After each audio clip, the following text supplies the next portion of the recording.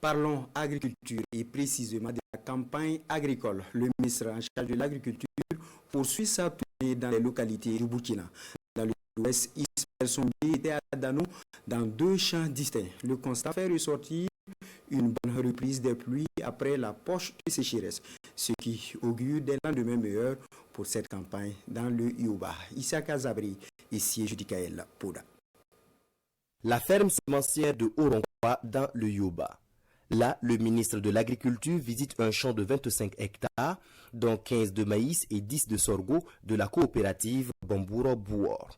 Le rendement attendu est de 2,5 tonnes à l'hectare pour le maïs et 1,8 tonnes à l'hectare pour le sorgho, malgré la poche de sécheresse récente. Les difficultés majeures pour les producteurs résident dans le paiement et la livraison tardive de la semence.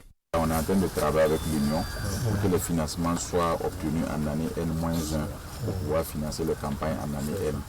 Voilà, parce que les gens s'endettent à des coûts très élevés pour pouvoir produire la semence.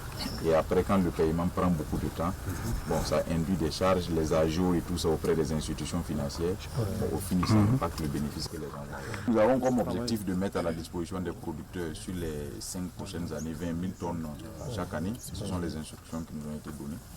Donc le besoin va être là. Maintenant, c'est comme on l'a dit, nous on n'est plus dans une dynamique où on va amener les semences au mois d'août pour le mettre aux producteurs. Donc c'est à vous d'accélérer le traitement de vos semences, les reconditionner et être prêt au moment où on vous dit de les déposer, vous les déposez pour que l'ensemble des opérations qui doivent être menées là puissent être menées. Le producteur doit avoir la semence en main et puis attendre la pluie. Voilà, il ne doit pas, il pleut et puis il commence à chercher la semence et les engrais, ce n'est pas normal.